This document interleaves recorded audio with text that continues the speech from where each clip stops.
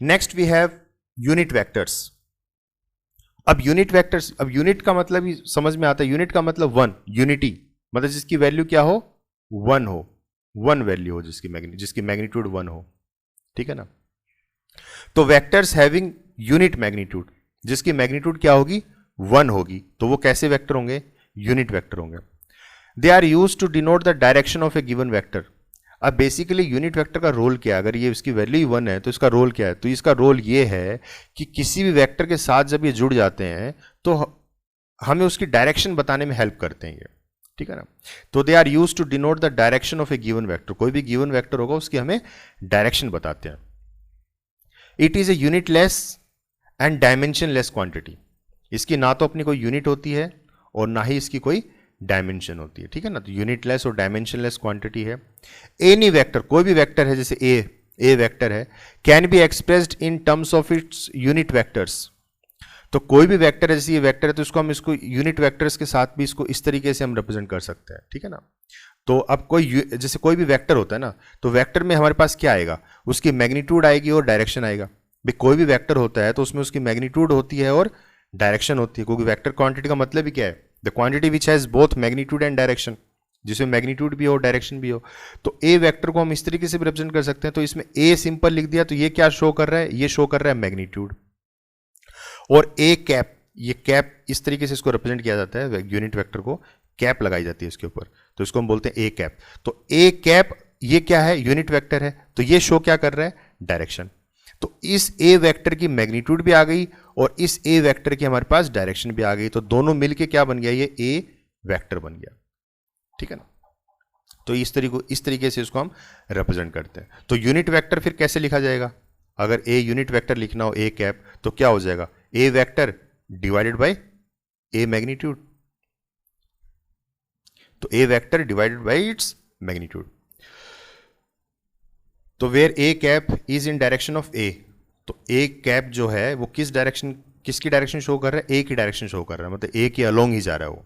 तो मैथमेटिकली इसको हम ऐसे भी लिख सकते हैं, ठीक है ना। Where is a unit vector क्या होगा, A vector divided by its magnitude. तो if a given vector is divided by its magnitude we get a unit vector. A scalar multiplied by unit vector gives a vector. अब इस unit vector के साथ जब आप किसी भी scalar value को मल्टीप्लाई करोगे तो हमें क्या देगा, एक वेक्टर क्वांटिटी देगा वो, ठीक है ना। अब जैसे ये 5 है, सॉरी ये ए वेक्टर है ए, इसके साथ अगर मैं 5 मल्टीप्लाई कर दूं तो क्या हो जाएगा, 5 और ए, यही बनेगा। तो अब ये क्वांटिटी भी क्या है तो वेक्टर क्वांटिटी ये भी, ठीक है ना, क्योंकि डायरेक्शन तो इसमें भी आ गई साथ में। तो अगर किसी भी वेक्टर के साथ अगर मैं कोई स्केलर क्वांटिटी अगर मल्टीप्लाई करता हूं तो भी वो रिजल्टेंट क्या देता है, वेक्टर ही देगा। Unit vectors along coordinate axis, अगर हम कोऑर्डिनेट एक्सिस के हिसाब से देखें तो इसको हम ये कार्टिजन फॉर्म में भी इसको हम रिप्रेजेंट करते हैं, जैसे आई जे और के, ये कार्टिजन फॉर्म इनको बोला जाता है, ठीक है ना।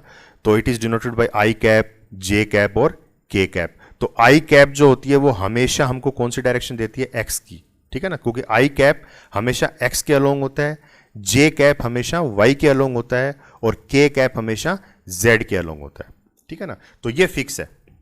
अगर कुछ नहीं बता रखा, सिंपल किसी भी वैल्यू के साथ अगर मैं लिख दूं सिंपल 5 और आई कैप, अगर मैं ये लिख देता हूं तो इसका मतलब अंडरस्टूड है कि ये जो वेक्टर है ये किसके अलोंग है, एक्स एक्सिस के अलोंग है, ठीक है ना, क्योंकि ये हमने फिक्स कर रखा है कि आई जो होगा वो एक्स को रिप्रेजेंट करेगा, जे होगा वो के को रिप्रेजेंट, वाई एक्सिस को रिप्रेजेंट करेगा और जो के कैप होगी वो जेड एक्सिस को रिप्रेजेंट करेगी। तो ये चीज हमने फिक्स कर रखी है, ठीक है ना।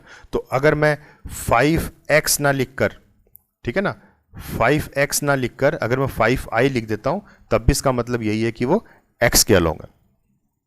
तो i j k आर ऑर्थोगोनल वेक्टर्स हैं। तो ऑर्थोगोनल वेक्टर्स क्या होते हैं, जो कि म्यूचुअली परपेंडिकुलर होते हैं एक दूसरे के। तो i j और k ये सारे एक दूसरे से क्या है, परपेंडिकुलर है, इन सबके बीच में 90 डिग्री एंगल, ठीक है ना, इन सबके बीच में 90 डिग्री एंगल, तो सब एक दूसरे के परपेंडिकुलर है। और इनकी वैल्यू क्या होगी, क्योंकि यूनिट वेक्टर्स हैं तो i j और k इनकी मैग्नीट्यूड क्या होगी, 1, ठीक है ना, 1 इसकी मैग्नीट्यूड होगी। और डायरेक्शन अगर आई है तो एक्स के अलोंग, जे है तो वाई के अलोंग, के है तो जेड के अलोंग। क्लियर है? तो ये हो गए unit vectors. Next we have null vector या फिर जीरो वेक्टर।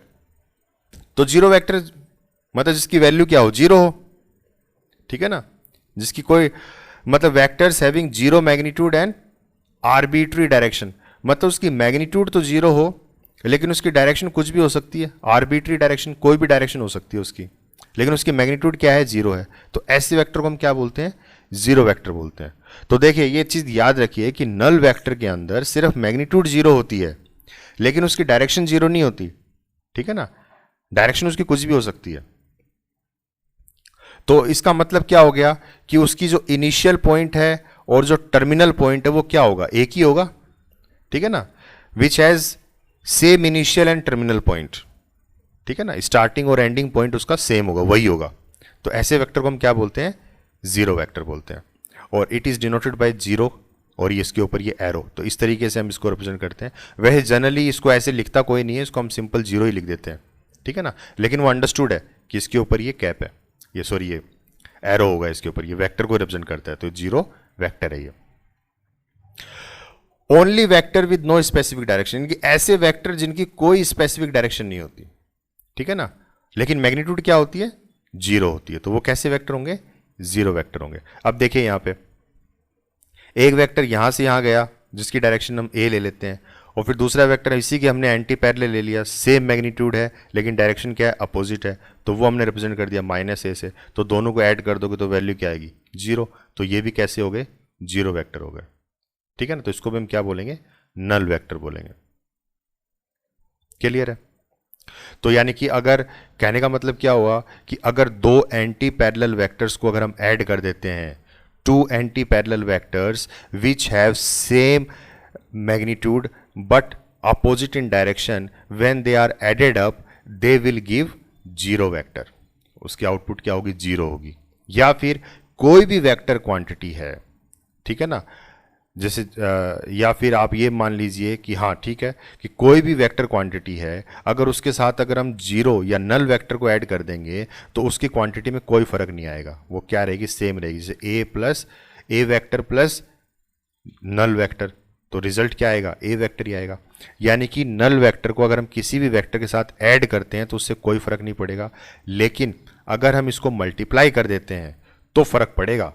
तो क्या हो जाएगा, वो उसको जीरो कर देगा, ठीक है ना। तो any vector which is added with the null vector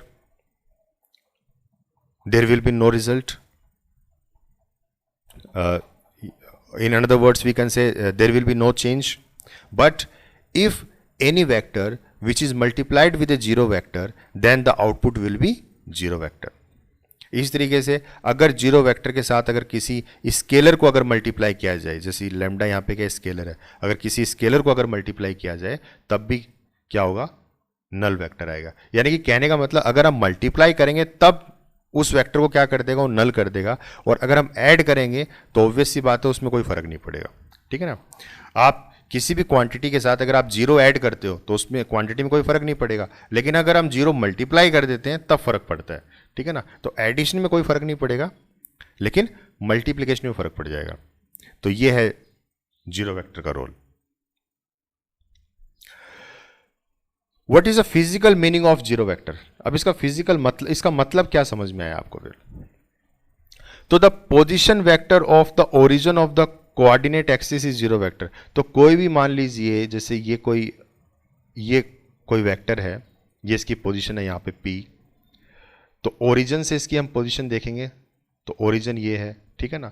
तो ओरिजिन से जब इसकी हम पोजीशन देख रहे हैं तो यहाँ पे ये जो ओरिजिन है ये क्या रिप्रेजेंट कर रहा है हमें, जीरो वेक्टर, ठीक है ना। The position of vector of the origin, अगर ओरिजिन पे है तो वो कैसी है, उसके जीरो वेक्टर से रिप्रेजेंट करेगा। The displacement of a stationary particle from time t to time t dash is zero. इसका मतलब अगर कोई ऑब्जेक्ट स्टेशनरी है, मान लीजिए अब उसकी पोजीशन चेंज नहीं हो रही है टाइम के रिस्पेक्ट में, तब वो पार्टिकल कैसा होगा, स्टेशनरी होगा। तो स्टेशनरी पार्टिकल है तो उसको भी हम किससे रिप्रेजेंट करेंगे, जीरो वेक्टर से रिप्रेजेंट करेंगे। The displacement of A ball throne upward and receives backed by the thrower is zero vector. जैसे आप कोई बॉल ऊपर की तरफ उछालते हो और वो बॉल फिर ऊपर जाके वापस आपके हाथ में आ जाती है, तो वहां पे नेट आउटपुट क्या हुई, जीरो।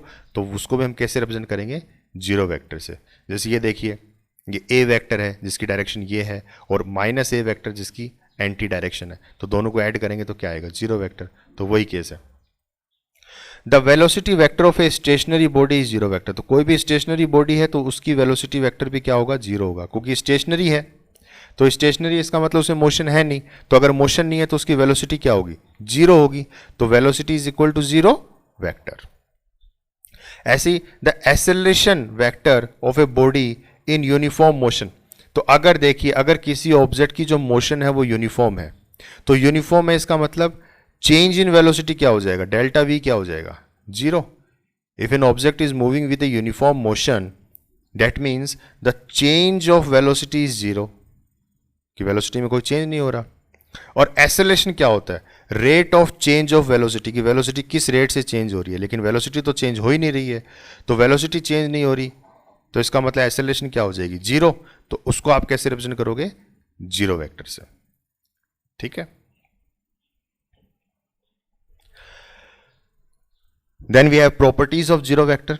तो जीरो वेक्टर की प्रॉपर्टी क्या है कि देखिए, when zero vector is added to any vector, किसी भी वेक्टर के साथ जब हम जीरो वेक्टर ऐड करेंगे तो उस वेक्टर में कोई फर्क नहीं आएगा, सेम रहेगा वो। ठीक है ना, किसी भी क्वांटिटी के साथ अगर हम जीरो ऐड करते हैं तो उसमें कोई फर्क नहीं आता, सेम रहता है।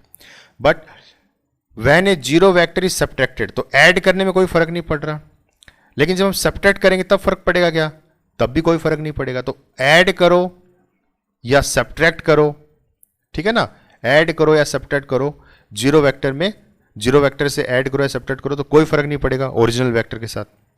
लेकिन अगर हम मल्टीप्लाई करते हैं, when a vector B is multiplied by zero, तो कोई भी वेक्टर अगर जीरो वेक्टर से मल्टीप्लाई होता है तब रिजल्टेंट क्या आ जाएगा, आपका जीरो वेक्टर आ जाएगा।